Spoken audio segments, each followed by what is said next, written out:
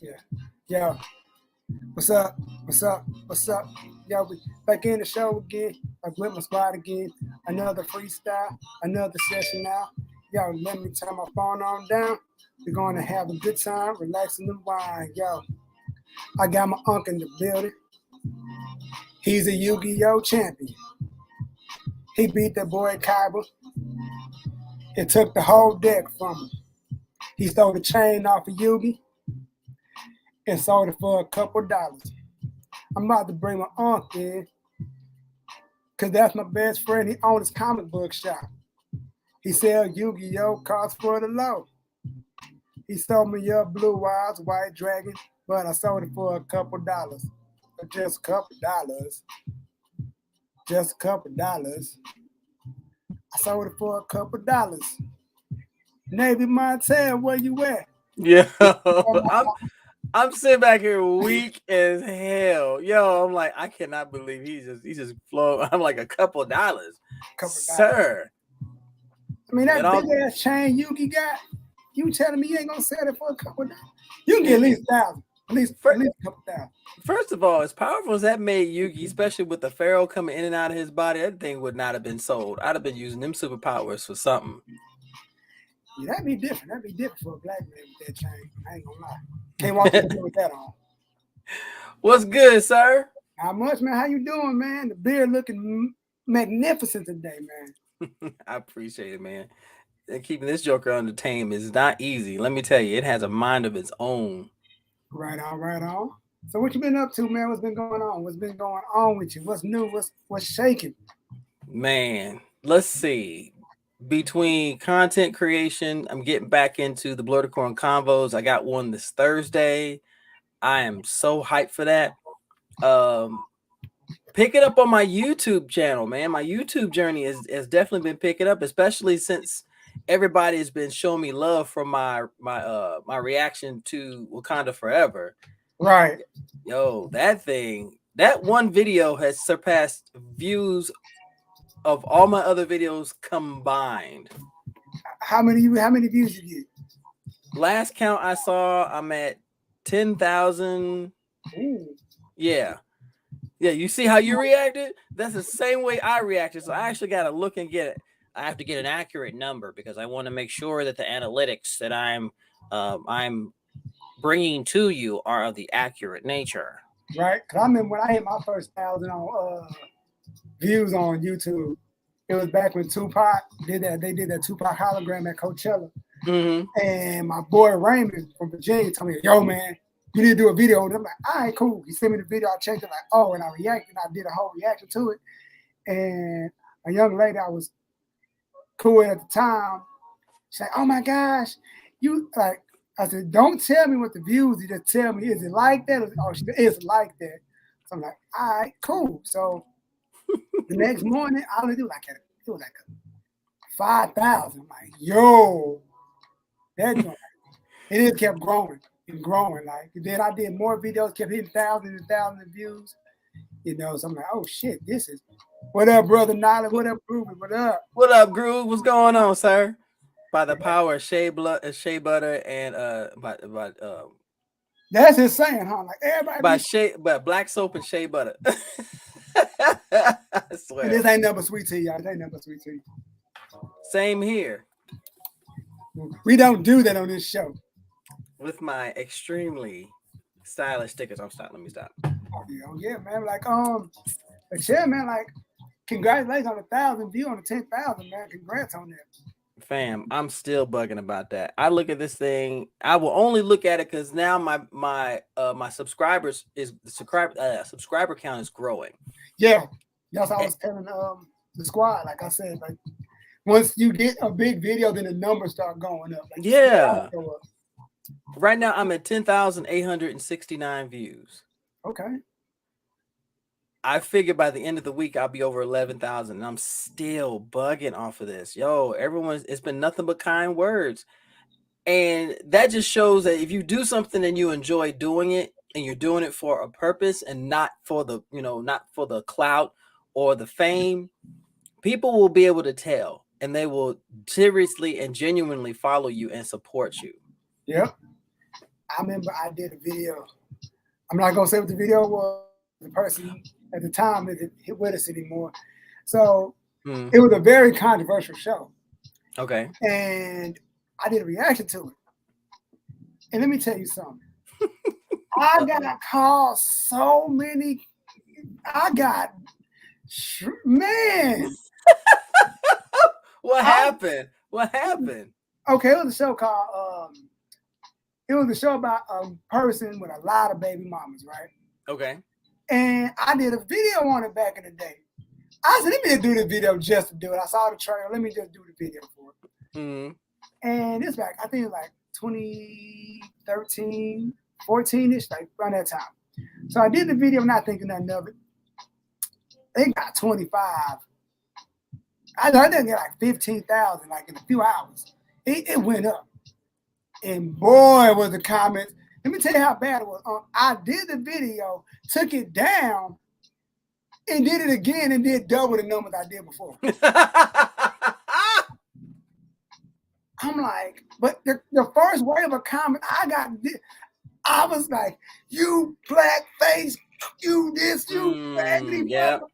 I'm like, and I ain't never got something like that. Because people thrive on drama. You know this as well as I do. As a member of the Melanated Nation, our folks, I love my black folk. I love them. I love y'all to death.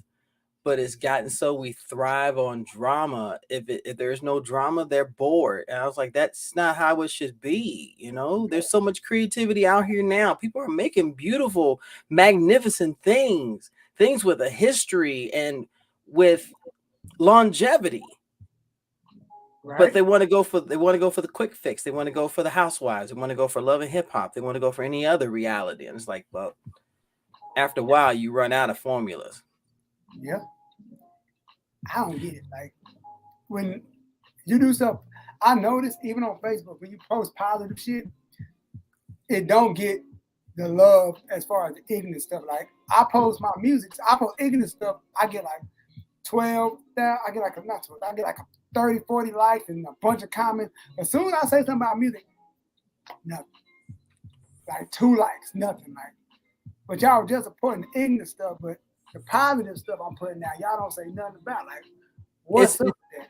It's such a weird thing, though, and you're not wrong about that. In fact, I've been noticing that for a number of years. Yes, if you put out a positive message, you put out a message of support, or somebody who's on their grind, who's trying to do something, you don't get that much attention.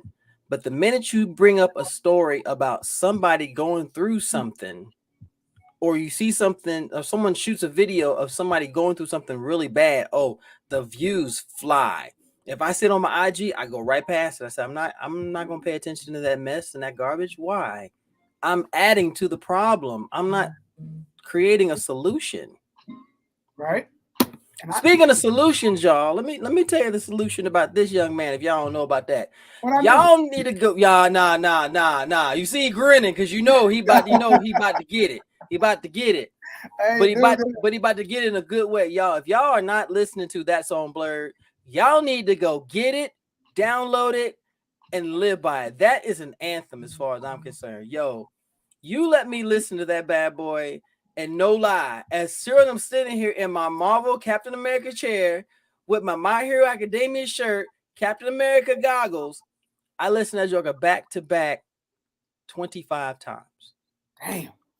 I put the joker on loop. Even my phone was like, okay, I can groove with this. Shut up, there's a phone call coming through. So when you heard it, when you heard your name get shot out, got the shot, how did you feel when you heard it? What was your like?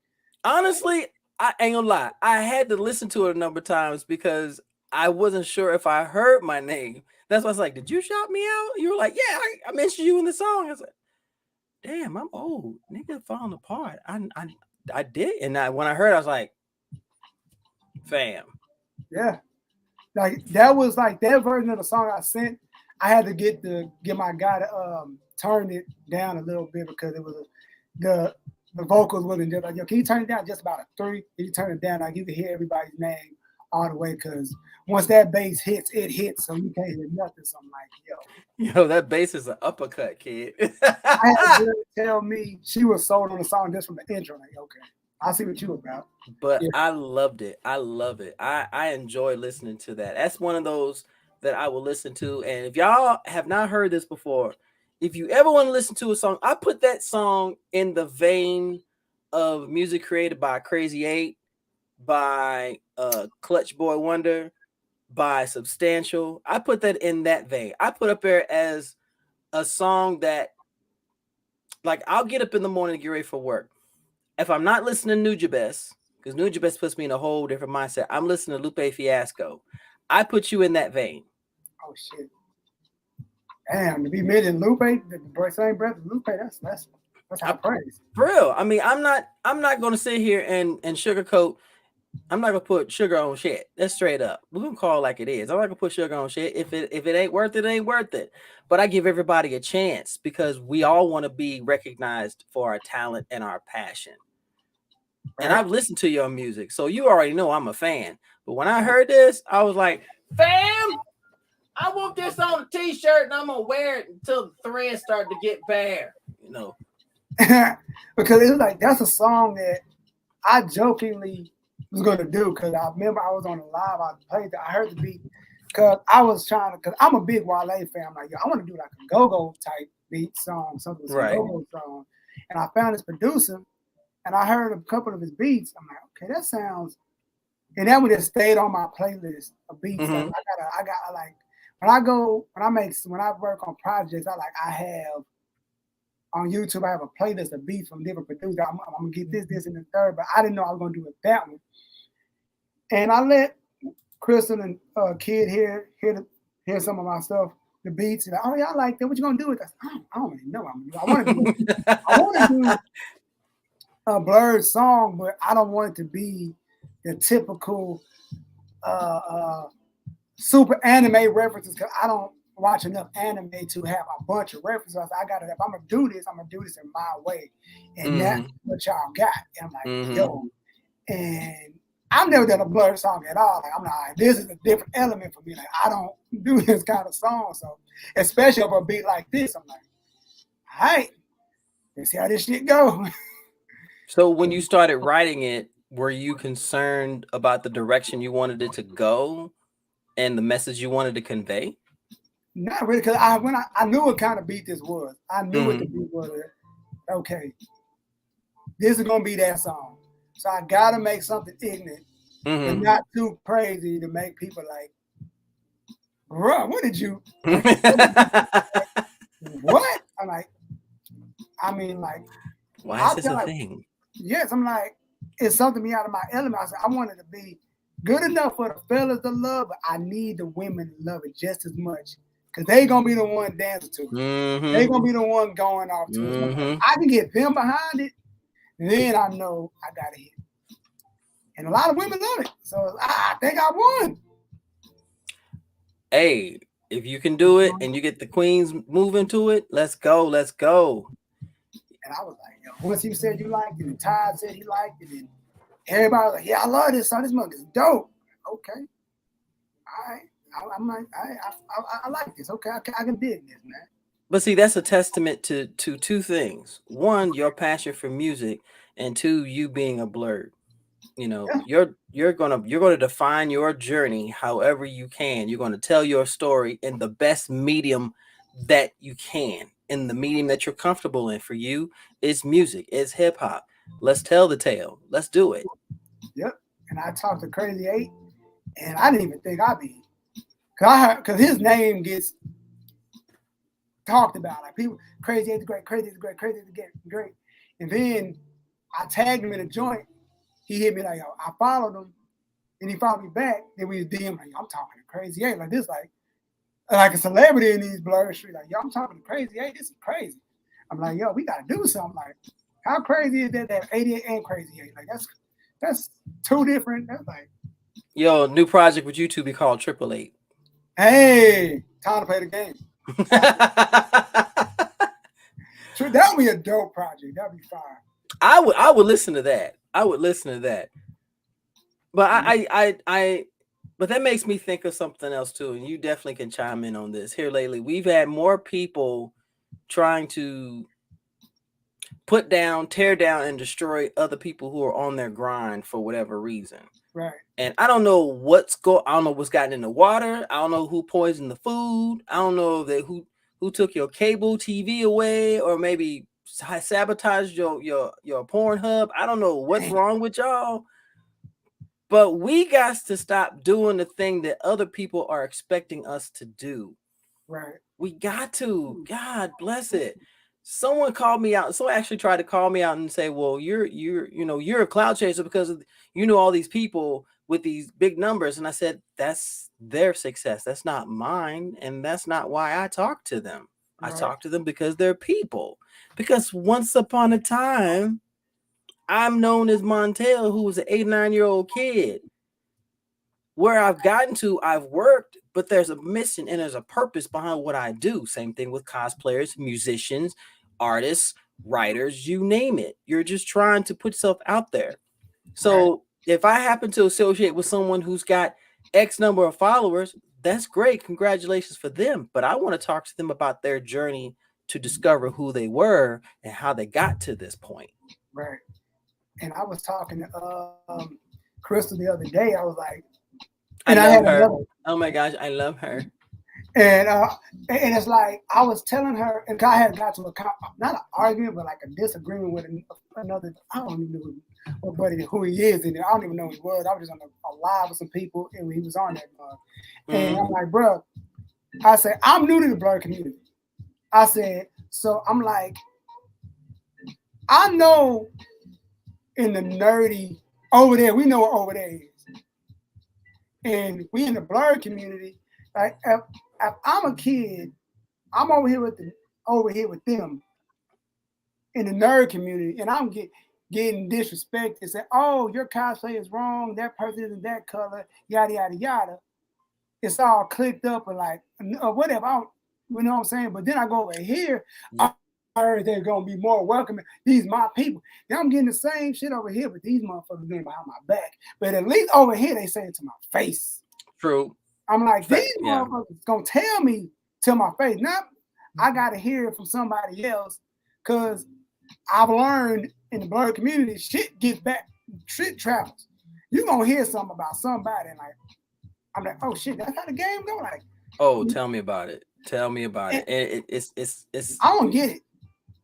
I stopped trying to figure it out, and I realized that I cannot defend and I cannot go up against somebody all the time. So what I'm going to do is I'm going to let my message and my actions be my speech. I'm going to let it be my rhetoric.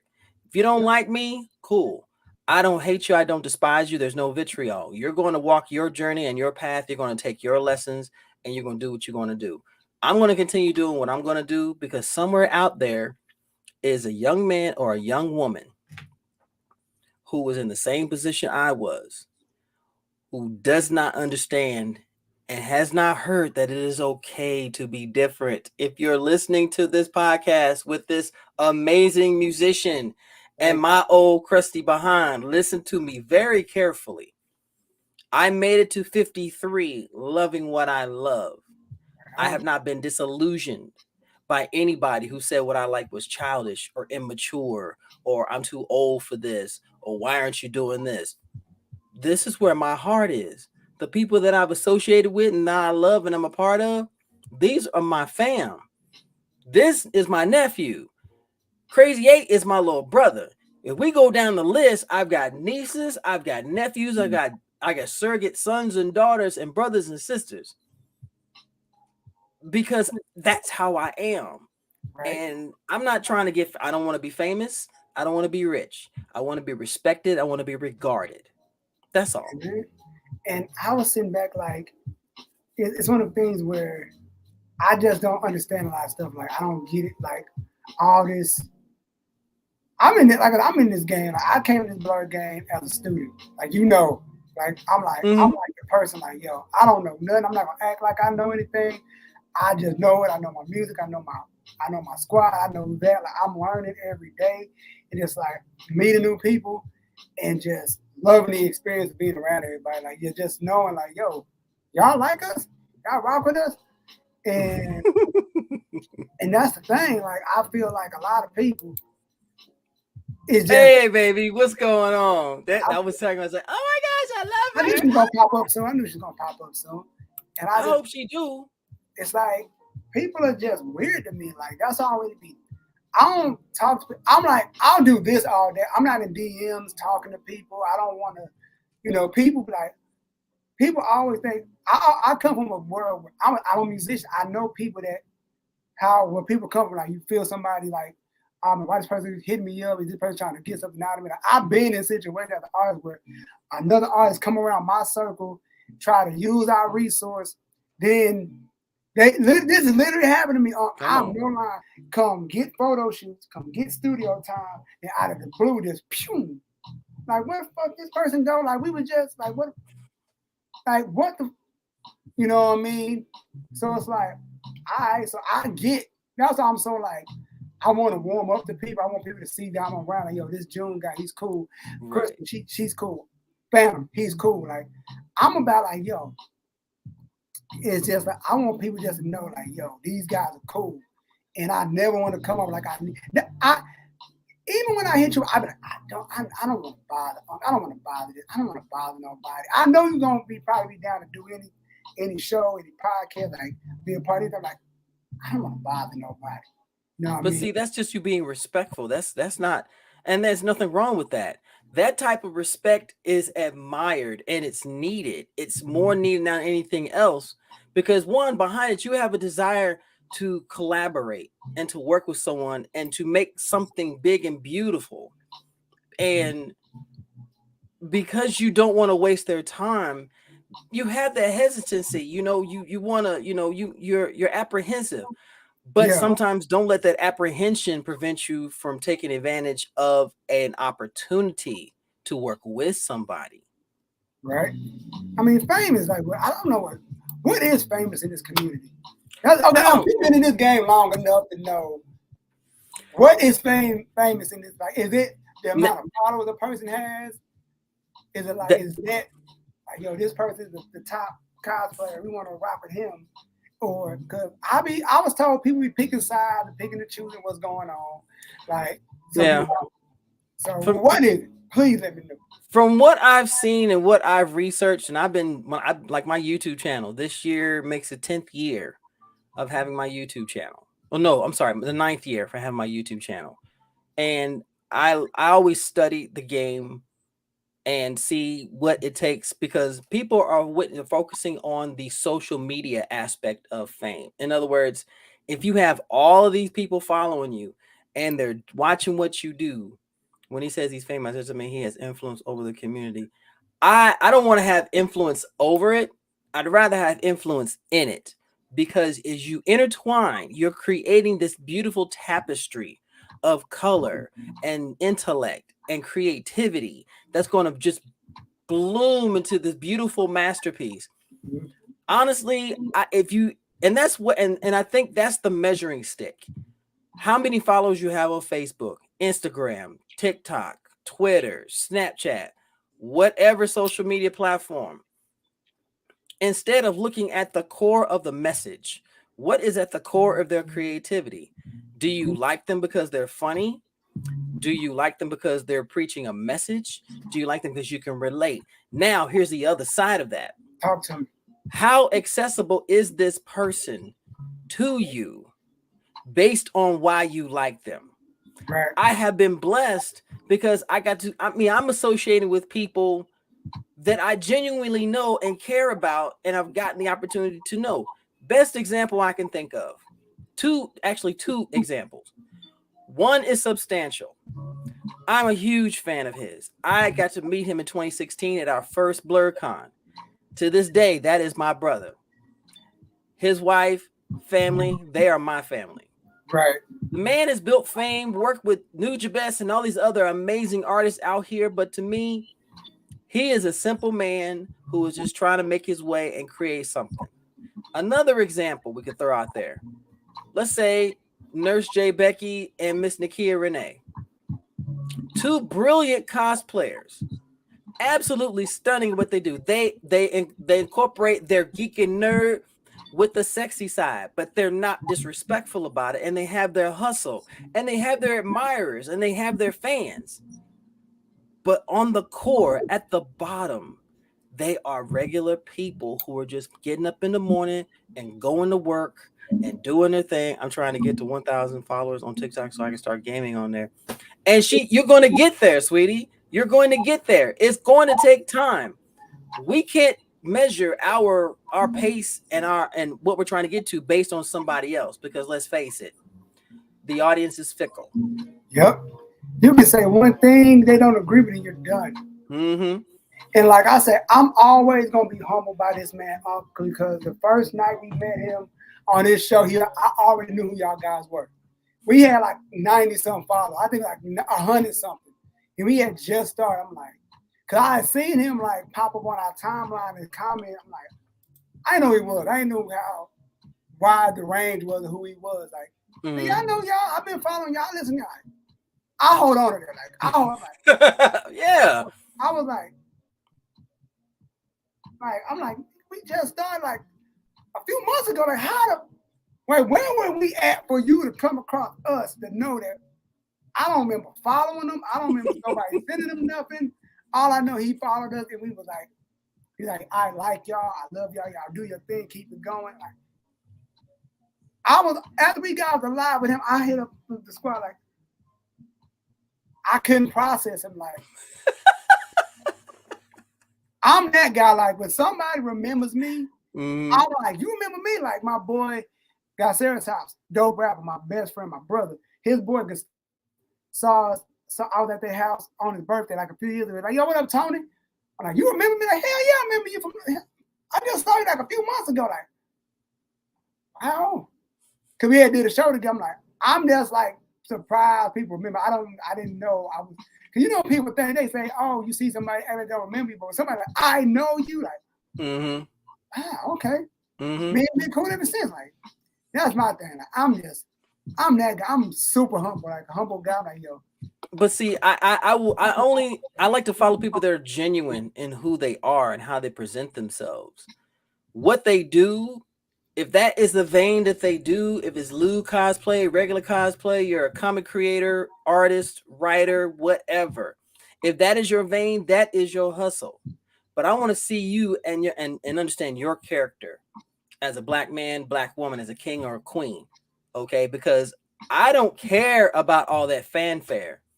You can look at my Instagram and like, oh, he's only got 3,000. Yeah, because the fact that you said only tells me that is more important to you than the content that I've put out and the people that I've interacted with and the message that I've been putting out. A message that I have lived for years. I didn't realize I was a blerd until I was 8 years old. That was 45 years ago. I have lived lifetimes of double of these millennials who think that because they're putting these stupid TikToks out here that they are famous. No. What you've done is you've captured the attention. Now the real work begins. You have to keep it. Yeah, I feel like a lot of people get caught up in it. I fall victim of it. Like, I fall victim of the numbers game. Like, especially when on YouTube, I'm like, came from the YouTube era where it was easy to get 1,000 views. Like, then once that YouTube changed and shifted, like, damn, I put out great videos. I'm only getting like 10 views, 20 views. Like, what the fuck? These videos I'm putting out are great. I can't even crack over 100. But I see these other people coming in, dropping ignorant videos and getting thousands of views like in 15, 20 minutes. And when I move over to TikTok, I just hit 1,000 on TikTok. And I got, congratulations. If you go to my TikTok, Junes''80 I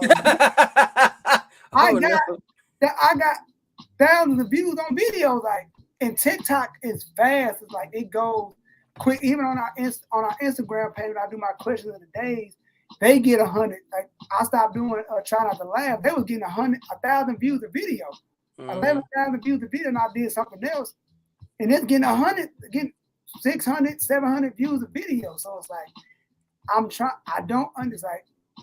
It's like, but I learned people on TikTok follow you for TikTok. people on Instagram follow Instagram. They're not gonna go over to YouTube. Yeah. Nowadays, a lot of people don't subscribe to YouTube. It's like they don't subscribe to YouTube. Like, follow me on YouTube. It gotta be to get YouTube followers. You gotta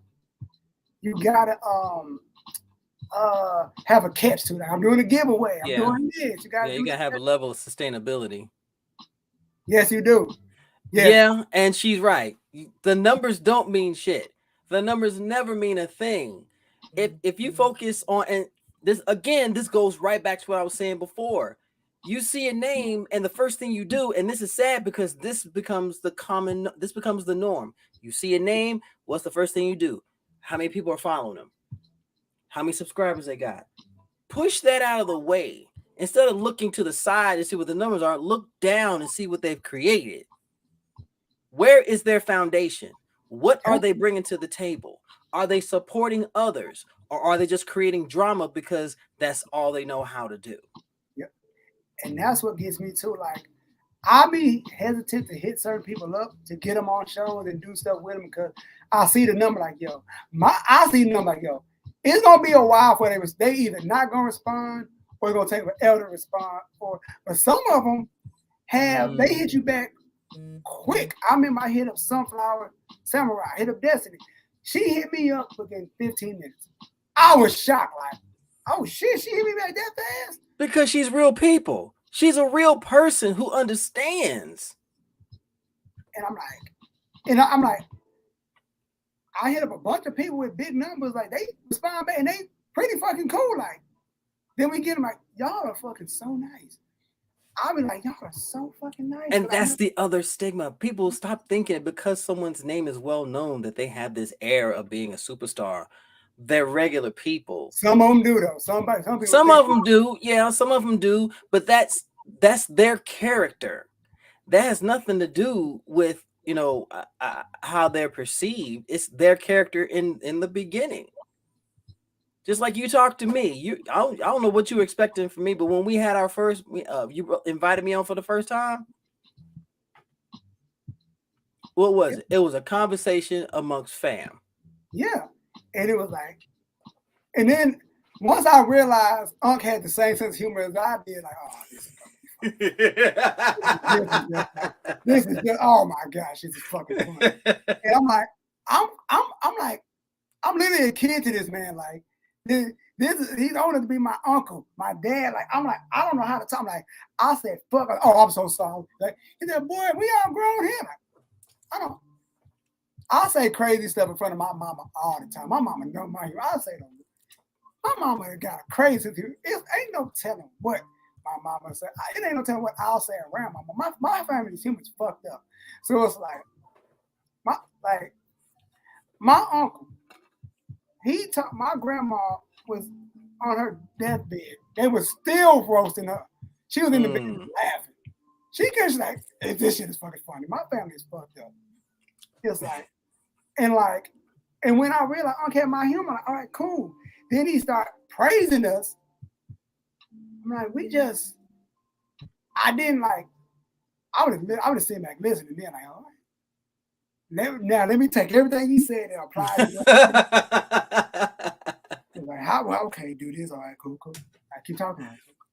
Lord, y'all taking notes? Okay, cool. But see, that's what it boils down to. It's all in how you want to shape the image that you have. There are people, regardless to how well or how good you carry yourself and what you're trying to do in your purpose.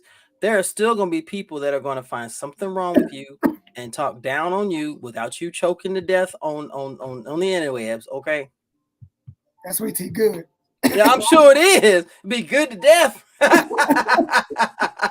it Sweet Tea? It was good to death. He's still on the floor. What the hell?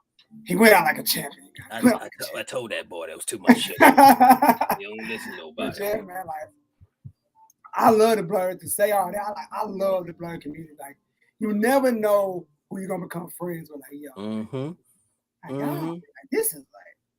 Then you'll find somebody that knows somebody that can put you on something else. Yo, you need to hit this person up.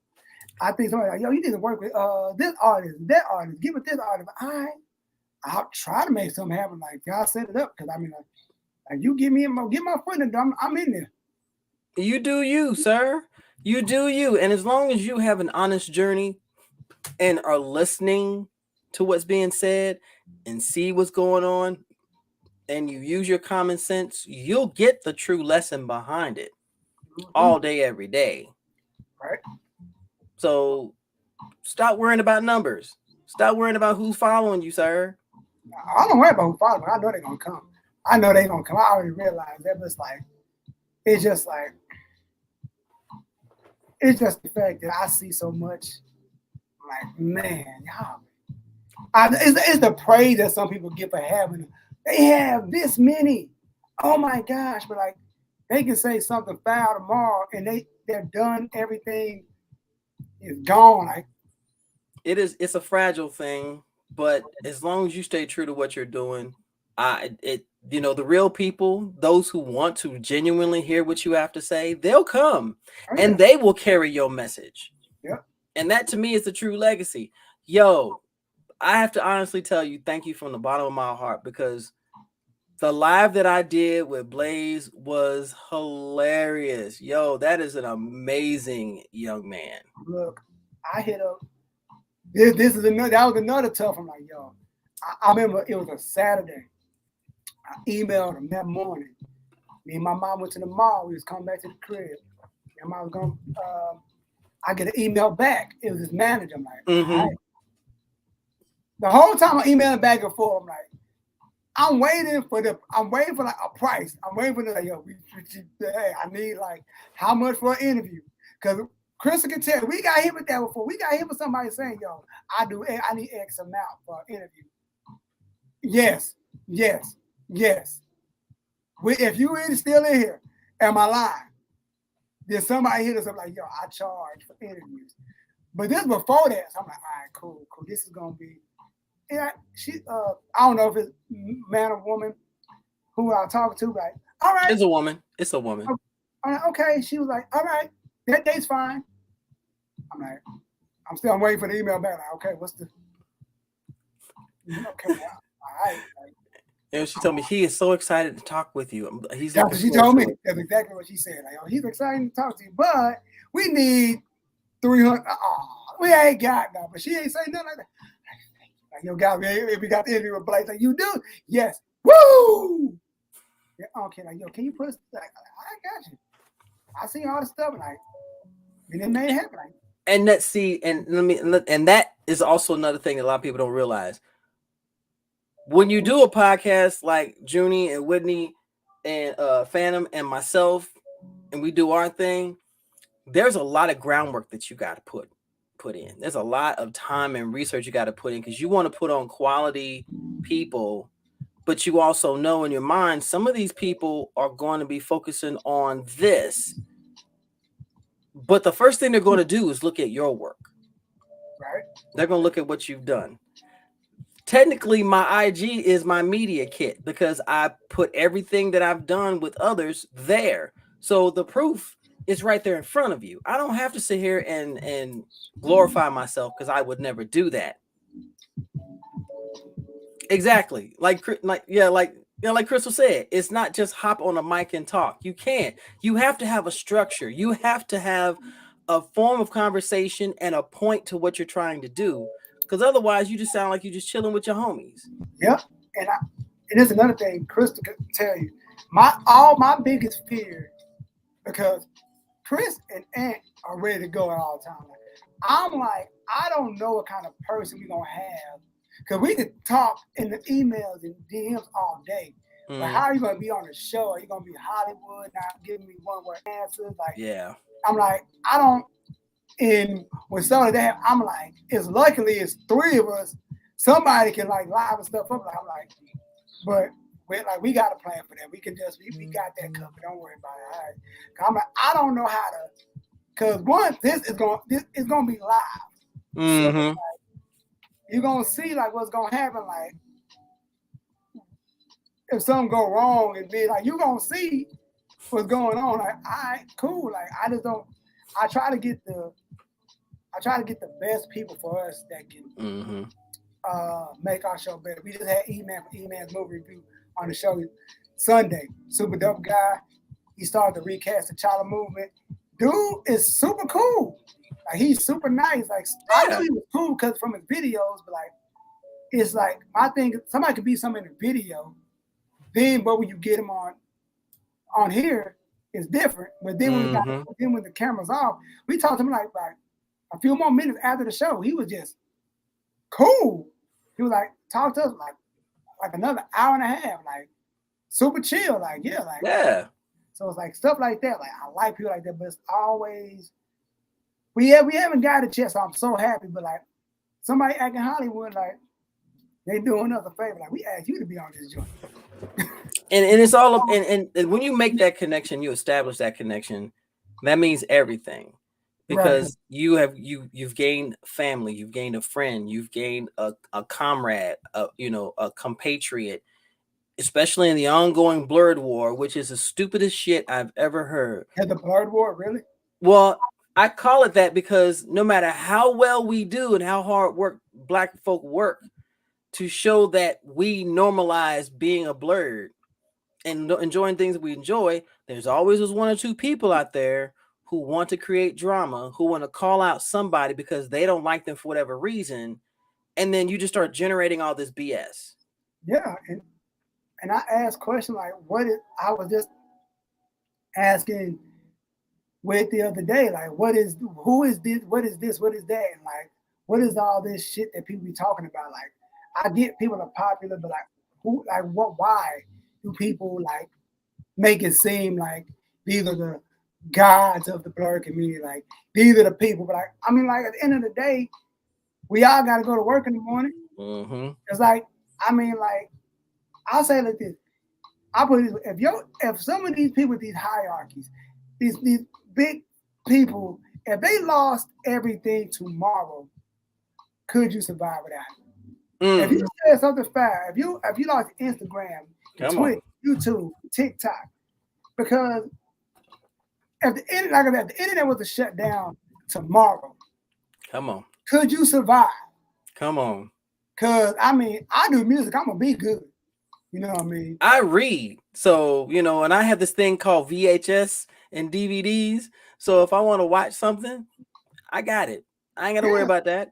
Like, if you look behind me, you see this? Oh yeah. That is 10 long white boxes of comics that I've had.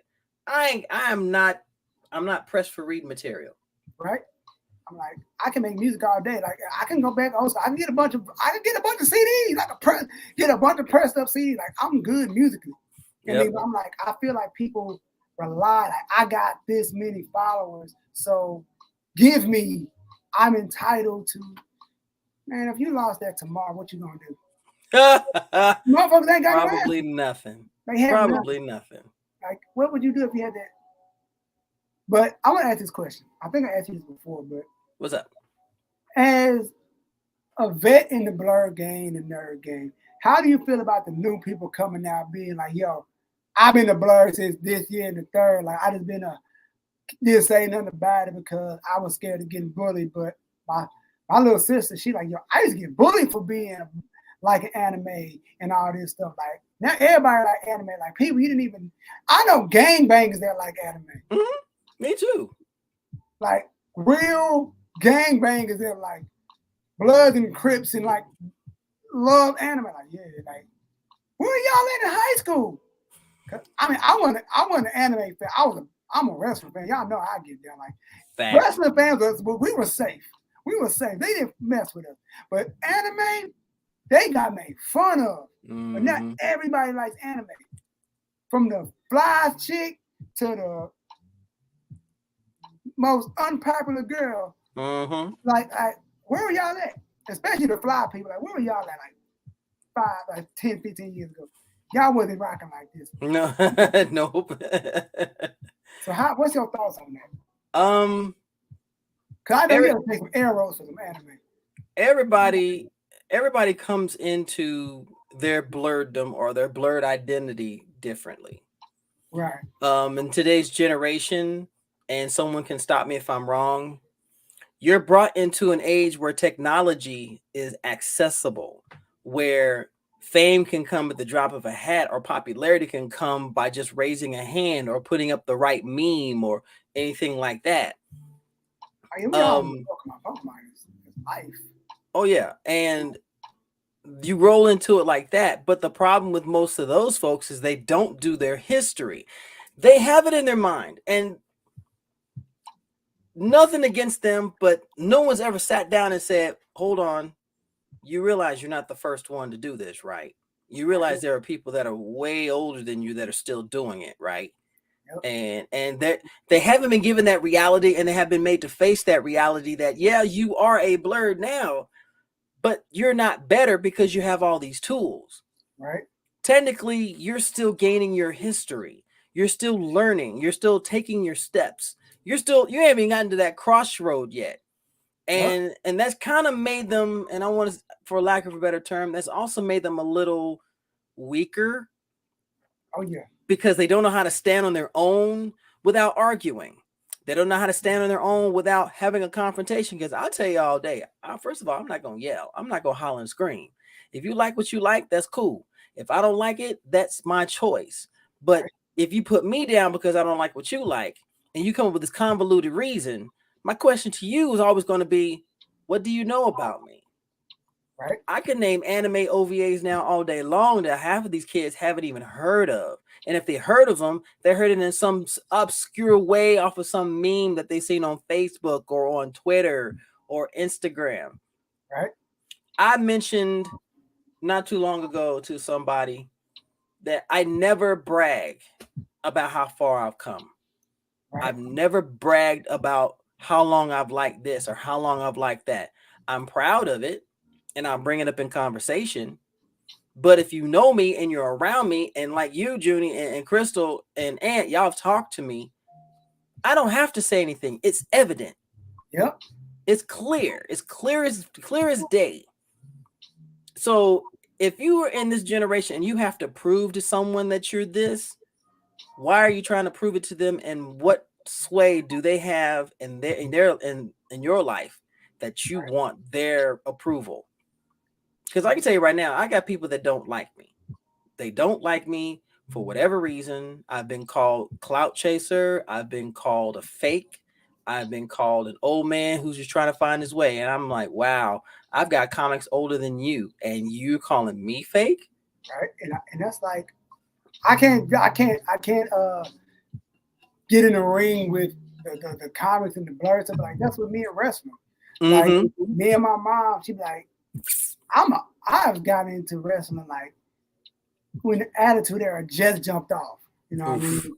So like I was before that, so I feel you. I was watching ECW and I shouldn't have watched ECW. Let's go.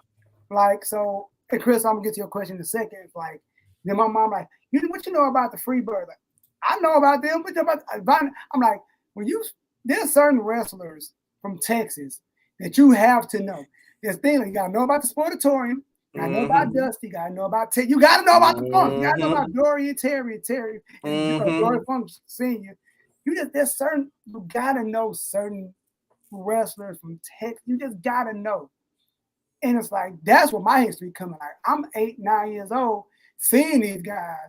Now I realize how old they are. Yeah, people like Brian Adias and the Missing Link and Brickhouse Brown and Iceman King Parsons. And trust me, I feel you on that one because I grew up watching World Class as well as NWA and Mid-South and Mid-Atlantic and even Pacific Northwest. The list goes on. Oh, yeah. Well, can you get a chance? I want to show you my new. Okay, cool. I don't know what I'm looking at. I would be honored to see what you got. I really would. And it's like, I just feel like that's how I am. Like, when I meet new wrestling fans, I gotta be that guy. I press them like, yo, I'm like, what year you come in? What's your era? Like, where you come in at? I feel like, I got the way to throw. Like, yo, I came in at the worst time to watch wrestling. I feel like I got a joke. I say, yo, if you came in watching ECW and Attitude, we are all fucked up. Something's wrong with us. We should not have seen that. There's mentally something wrong with us. The first time I saw ECW was 1995. That was Eastern Championship, wasn't it? It was Eastern Championship Wrestling. Before, I know my history, y'all. I know. It was Extreme. It went extreme about 6 months later when Paul Heyman took over, and then you just saw it just skyrocket because it was not like anything on TV. You know, Tommy Dreamer, before he actually became the innovator of violence, you know, he was walking around wearing suspenders, and then when Sandman just pummeled him with that Singapore cane, he changed. Yep, and they're like, you don't have to do this, Tommy. Just stay down. We know you tough. Don't. He took them licks, boy. And you had the pit bulls, you had the Public Enemy, you had the gangsters. Oh my gosh, you had Taz. Yeah, Nova. You had Nova and Chris Chetty. Wow. Too Cool Scorpio was laying it out. Eddie Guerrero, Dean Malenko. Come on. Rey Mysterio, Psychosis. Oh my gosh. Young Ray. Yo, little Ray. I mean, he was little. It's like Psychosis was throwing him around. We ain't gonna talk about New Jack. That man was a different. That's a different kind of person. New Jack, he ruined people. Him and Vic Grimes, when they went to war, He threw that man off of a scaffold. He said he was trying to. He said, I'm like, dog. The irony is that he tried to kill Vic Grimes, yet Vic is still alive. The irony of it all, people.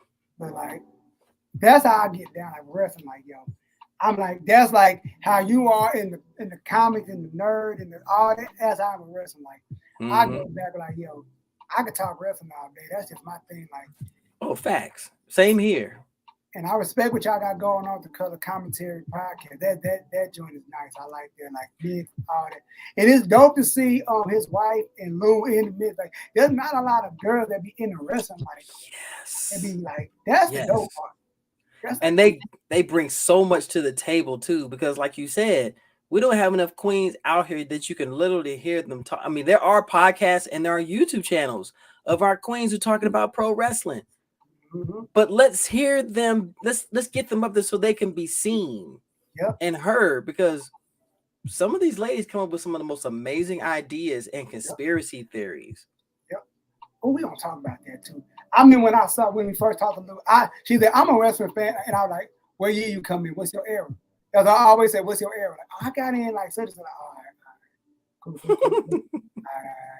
Yeah, I just gotta check people out. I got like, all right, where you at? Because you can't say you came in the damn PG era. You ain't lived. You ain't seen the screwed up stuff. You ain't seen the Outlaws push off Terry Funk and Mick Foley off the side of the stage and the dumpster. You ain't seen Mankind get thrown off through the cell and off the cell. You ain't lived it. We lived it.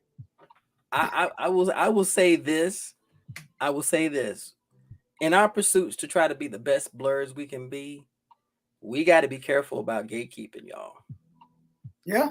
We got to be careful with gatekeeping, because I know we're trying to keep the fakes and the frauds out of it, but sometimes we go after the wrong people because we are so caught up in trying to keep it pure. Not everybody is pure. Right. See, I do it from a joking place. I don't do it for serious. Right. Of course. I don't do it because I do it like, I just to see, I just be joking with people. They know my comedy. They know how I joke. But I didn't be like doing just to see. Cause I want to know where you. I mean, literally, I want to know where you came in. Like, all right, you know, like I just been like when you start watching, like, yep. It's like because you can pretty much gauge where people came in. Oh, I came in. A buddy of mine, like, I got in the ruthless aggression there. Like, all right, cool. And another buddy, like, I got in. I'm an attitude there. I just started watching wrestling yesterday. People like, all right, cool. Like, if you. It's just funny how WWE is, they're the ones that created these eras, and that's how people say they came in. And someone will ask me, when did you come into wrestling? I said the territories. Chris, she used to watch wrestling all the time. Yeah. Oh yeah, we talked about that. She used to. I don't know why she stopped watching wrestling, but I'm gonna tell you what. She like Roman Reigns or Tama Tonga.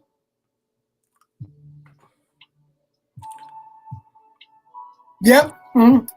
She laughing now. I know she over there laughing. She don't say something in the comments. I know she got something.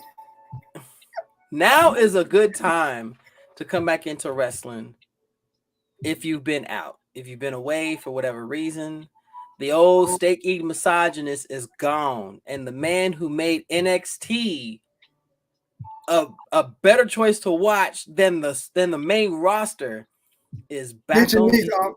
She being fast. I believe it. Oh, please give me a headlock. Come on, let's go. Ooh. Cobra clutch. Fisherman suplex. Super play. So speaking of that, I've been hearing about. I've heard conspiracy. Now Vince is just. I told a buddy of mine, I said, watch. When the first wave of stuff came out, I said, watch this. Once the first, like my mama say, the first hand cackle, that's the whatever. Yeah. Watch this. I said, watch this. Watch. That's gonna have. Watch something else gonna come out. 2 weeks later, not Variety. What was it? What was that? I forget the website that put the news out. That came out. So watch this. Something else gonna come out. There's something else. CNN. I wasn't seeing it. Huffington, I think it was something. Huffington Post. The Huffington Post. I think it was them. No. Watch the Wall Street Journal. I was about to say. The Wall Street Journal. They put it out. Then they put something else. Like, yo. Then it just start going down. Like, man, Vince gonna get out of this. I got a problem. Oh, he gonna get out. No, he not. I think he's pretty much done. He's around. I say, yo, like, ain't no way. And then they saying that now, it's to the point where it's so bad that those NDAs, he still has to pay those off. Yeah, because he entered that into it's a legal binding document. It was a legal binding document that was created, and he's got to follow through. Otherwise, he's gonna get sued because that is breach of contract. That's a contract he created. And it's just like, my thing is, I want to know. The only thing I jokingly said, yo, and when it first came out, Stephanie stepped down. I said, then this came out. I said, yeah, I wonder if Stephanie stepped down because she knew the shit was about to hit the fan. I said, something like I said, did she step down because she knew this shit was gonna happen? Then all of a sudden she came back. Then more shit came out. Then Hunter came in. I'm like, you got your gears going. So it's like now everything is moving. And I'm like, nah, ain't no way. I'm like, I want to know how the shit came out. That's my bit. Like, how the hell did all this come out? Because in the words of Crystal, she did the math ain't mathing. Like someone, I get they check them like, wait a minute. That's where 150,000 go in October 2009. Now what's funny is if you look at it from the timetable perspective, before any word, yeah, of course Stephanie knew. Before anything went down, Stephanie stepped down. Before we even got the first word about what happened with Vince. Then you get word, the first outlet to put out about that was the Wall Street Journal. You know, if the WSJ is putting out something, it's involving money. As soon as they put it out, and then you start hearing these allegations, you start hearing about all this sexual harassment that was going on. That part I ain't surprised. Like, we seen what he used to do. All that crazy, man. Come on, that man. First of all, Linda McMahon needs her ass kicked. First of all, she needs an ass kick. You stuck with this idiot, girl. You should have beat the shit out of him and then carried your ass and took your kids with you, because you're gonna get half of everything anyway. I knew something was fucked up with Vince when I heard about the incest storyline he was trying to do with Stephanie. Then Stephanie like, boy, she's like, okay. How about you and Shane? Like, what are you talking about? Bruh. That alone tells you where his mind was. People talking about he was a genius. No, he was a megalomaniac who was not. There was no oversight in what he was doing, and the shit got so weird. How many storylines did we see during the Attitude Era and the Ruthless Aggression Era that it made us just go, wait, what? But see, let's talk about it. Back then, you're not thinking about it. You don't think about it like that. But now this shit comes out, and you look like, you know what? I put it like, let me pause there. It's kind of like Bray Wyatt. If you remember, he did a thing called the Man in the Woods, like 5-6 years ago. I don't know if you remember seeing it, but go back and watch that. He was talking about this character. He would describe this character to a T. Fast forward, the Fiend. This man described the man in the woods as the Fiend. And you go back like, this fucking man is a fucking. How did you? And you go back, oh, because I remember when I saw it. That's what Vince like, wait a minute. All this sexual, Trish Stratus, Tori Whip. Okay, I'm not the crowd. I ain't the crowd. Okay. All right. But now Triple H taking over, and it looks like it's going pretty good so far. It was funny is when I guess Vince had a moment of power, and him and his cadre of gargoyles, you know, John Laurinaitis and Kevin Dunn, aka Bucky McBuckster, and what's his name?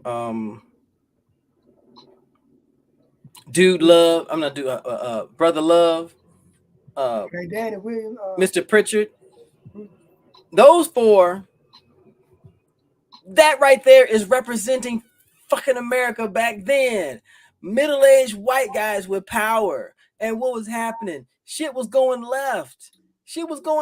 And what's funny is people were going elsewhere to get their wrestling because this shit was so damn odd. I stopped watching. The minute I started watching ECW, I stopped watching WWE because it was unbearable. Yep. But the thing about it is, I tell people this, for after Vince bought ECW and WCW, we had over 19, like almost 20-something years of WWE. Just about. I may be off. It was like for years they had nothing but WWE, nothing but that. So now, I told a buddy of mine, we've never had this much wrestling in a long time. You got AEW, WWE, you got MLW, you got Impact, you got so much wrestling. You got New Japan, you got DPW, you got oh my gosh, it's a CZW. No, Progress. I mean, the list goes on. Effing, what is it called? Evolve. Yeah, Evolve. Yep, Evolve. It's so much. It's so much. We have a choice, and this was, and you saw the minute WWE started doing this stupid shit, these other companies started to flourish and grow because people were getting tired. Even now, just because now, mind you, Triple H, I believe, because he has the wrestling mind, he can create something and make it beautiful. But he also knows in his mind he's not the only game in town anymore. And Vince screwed that pooch by eliminating everybody else. So the smaller companies are going to stick in there and say, fuck you, sir, because you don't know what the hell you're doing. Yep. And everybody's on that. Oh, Triple H is the savior. Like, I mean, it's cool to say that now. I'm going to say about Triple H the same thing I said about AEW when they first came. I said, give it a year. Let's see where they're going to be at this time next year. And if they ain't, it's like, if it is what it, you know what I mean? All right, because Triple H, he's doing the politics. Like, I'm pleasing everybody. Yeah, I'm giving you all this, but he got to go back into business mode. Like, I can't hire everybody back. And he knows that. I gotta cut people. I might have to do this. Like your favorite wrestlers ain't gonna do all this, that, and the third. Like, what's gonna happen when people get tired of Triple H? What people do? It's gonna eventually happen. People gonna get like, now I'm sick of Triple H. Well, see, also, unfortunately, he's playing cleanup. Yeah. And that is not a good job. No, it's not a good position to be in, especially when you know the person that you're cleaning up after didn't give a fuck. Really didn't give a shit. You have stars who have put your name on the map. I mean, Vince did not like the fact that Triple H's NXT was making his main roster look like trash because he understands the business. Talk to me. He understands the business as a performer. This man's been wrestling for years. He has put his body on the line to put on amazing matches and to tell a story. So what does he do? Him and Dusty Rhodes, God rest his soul, that's my man. They said, hey, let's bring it down to here because they were turning, because NXT was a joke back in the day. It was Vince's little gag show until Triple H said, no, fuck you. Fuck you. I got this. And how many amazing takeovers did we see? How many TV matches did we see? title changes on TV that were epic. Freaking epic. Remember the takeover when Sami Zayn beat Adrian Neville for the NXT title? And And that, then him and that he had just came off a ladder wars a few months, like a month ago. Then Kevin Owens comes down the ramp. That's my boy. Fuck that. Powerbomb on the side of the goddamn ring. And he just premiered in the first match against, I don't know, Juice, who's in New Japan, who broke his nose because he was so damn sloppy. He didn't know what he was doing. Yep. So we fast forward to this point because what a lot of people don't know is that Sami Zayn, El Generico, and Kevin Owens, Kevin Steen, have been wrestling everywhere against each other for years. For years. They're the new generation of Raven and Tommy Dreamer. Agreed. But what happens? They take them to the main roster and they change them. They alter them. Used to love hearing Sammy's music come on. And now look at him now. I'm like, nigga. Yep. And NXT. That black and remember the night Shinsuke Nakamura came.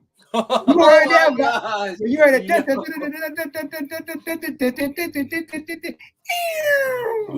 that yellow and that everybody went stupid. Man, you hear half the people didn't know who he was. They was going crazy. Man. And then that ain't even the cold part. When Sammy was in the ring the night before and he just popped up on the screen, everybody went crazy. Yeah, because he's an international star, and Triple H had the mindset to bring these stars and bring them here so you can see the flower, see the bouquet of talent out there. Besides keeping it all in house and letting him thrive. You think Asuka just got into the business? No, that's Sana. Sana came from Japan and she was wrecking shop.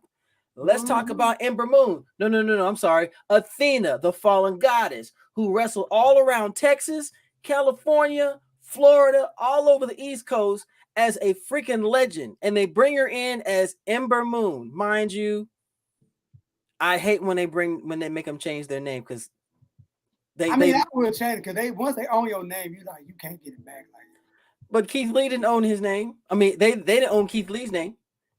I mean, I think he got. I think like AJ Styles with his P1 logo, he owns that. Like that's his. Like his. Yeah, he owns that. You can't even. They can't. But see, then you should let her come in as Athena because I'm telling you, when she came in, I screamed because I knew who she was, and I knew what she could do. I'm like, oh, this little something. She but and mark my words, I don't know how long it's gonna take.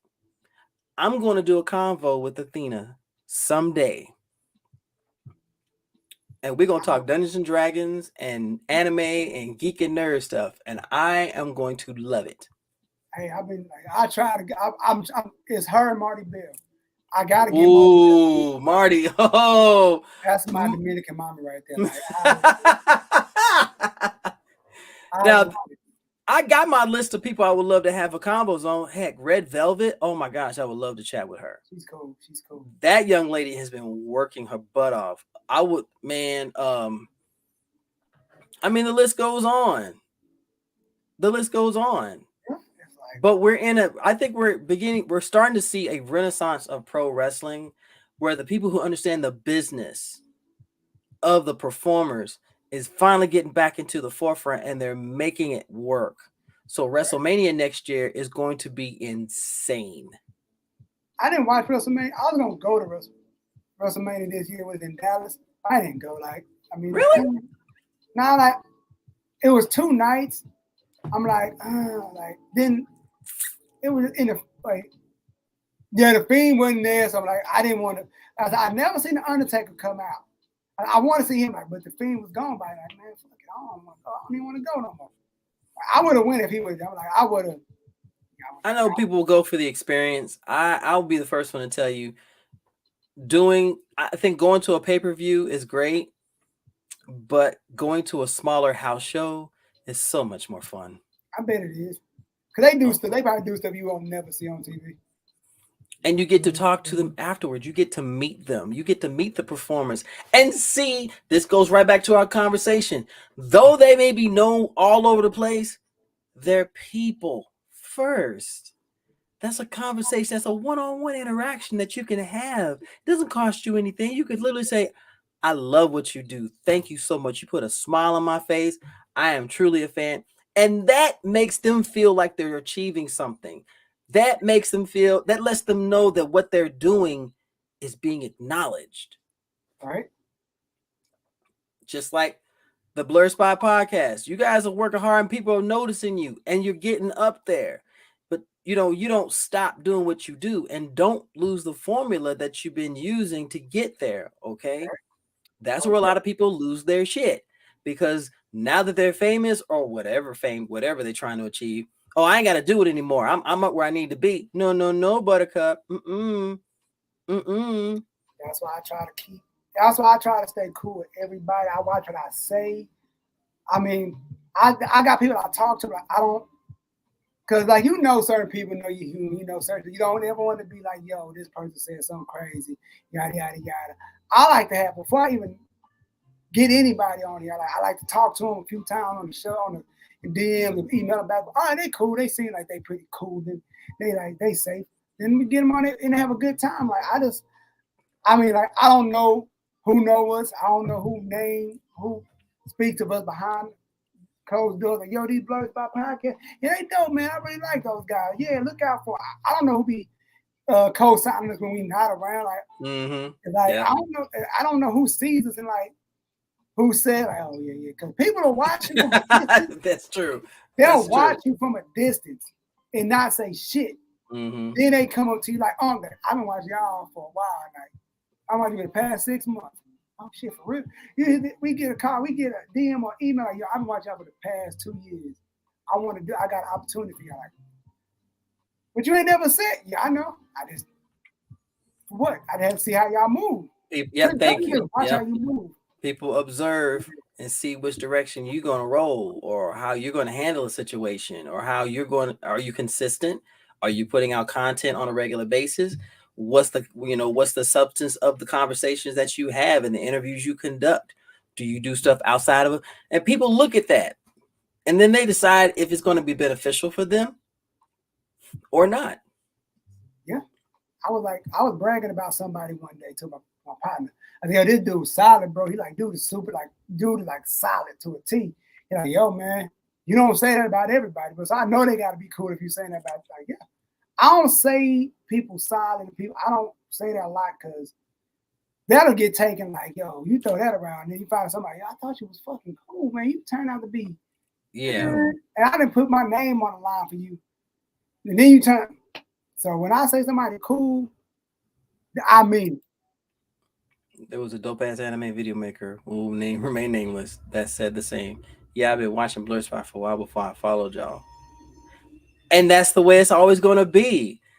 What people don't realize is that the most important people watching you are the ones who are going to make no noise, because they're observing everything that you do. They're listening to everything that you say. And what you do and what you say will determine if they ride with you or they get off at the next stop. Yep. And before we get out of here, that's the one thing I say about us. I want to impact people. I want people to know, when they see us, they see the trio pop in the room, these guys are phenomenal. Mm-hmm. They don't take no shit. Don't get it twisted. We don't. Me and Uncle wore the same shirt today. One, we don't take no shit. They you don't know what you're gonna get with us. You don't know what you're gonna get, but yo, they cool though. They're humble, but they don't frown. But it's they we cool. I want to be in the conversation. People yo, who are when opportunities start getting passed out. Hey, Blerd Spot, yo, let me holler at you real quick. I got a big bag opportunity for you. You get opportunity, you get opportunity, you get opportunity.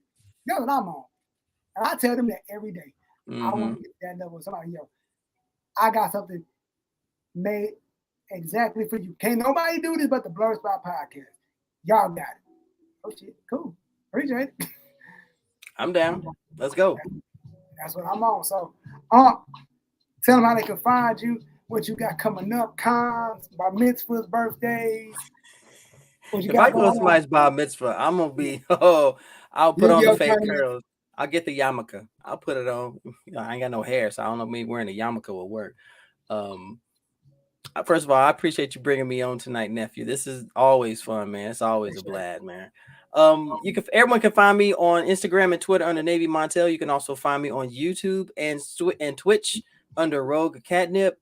I've got a convo on Thursday, 7 p.m. Eastern Standard Time, with the creative director and CEO of an amazing ladies blurred fashion line,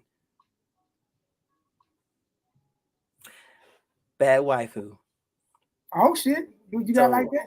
Yeah, well, like I said, people are people. If you just ask a question, they'll either say yes or no, and she's fam. She's a sweetheart. Black Panther 2 premieres. She beat me to it.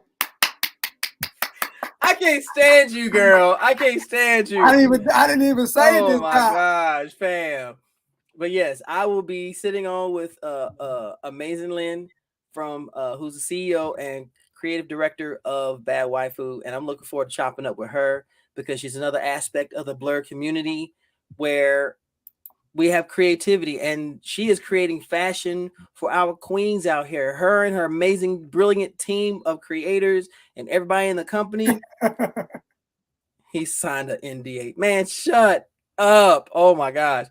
Other than that, still doing the thing. Me and Miss Angie are Blerd Spot Podcast. Of course, I am 1/6 of the Color Commentary Wrestling Podcast too, so I'm definitely popping up there. That's been a blast. It's been an absolute bop. You got to get us back on your show. The Blerd Spot Podcast got to be back on the NavyMontel. We got to come back on the show, man. Oh, fam. Oh, trust me, we're going to make it happen. We're going to have us alive. We're going to get you guys back on the live. If anything, I'm about to transition over to doing stuff on StreamYard so I can get all three of y'all on here so we can chop it up at the same time. Transition for me takes time, y'all. I'm not like these people who are quick to adapt. No, if it ain't broke, don't fix it. But I will find another path. So I'm going to be working on that. Oh, yeah, because I'm out here working. Like I said, I told the squad, I'm going to hold it down on YouTube. And we're gonna slowly build up, and we building on YouTube. I subscribe to going up little by little. So like we're humble about what we're coming up with. Like that's what we be doing, man. Good, and that's what it's all about. But you already know I'm already backing and supporting y'all because I love what you do. Like I said, from the first time I listened to y'all, I said these kids got something, and I want them to know that. I want to keep pushing y'all. So. Appreciate it. I appreciate you, man. Like always, y'all, thank y'all for tuning in. This is an extended live. This was extended. We ran super long, like that. It's 8:17. We've been done at 8, but it's all good. That's always a good time. And like always, tune in next week, and we are out here. Oh yeah, we got coming to be on the Blerd Spot Podcast this Sunday. He gonna be with us, y'all. It's gonna get crazy. We out here. Did he freeze? I think he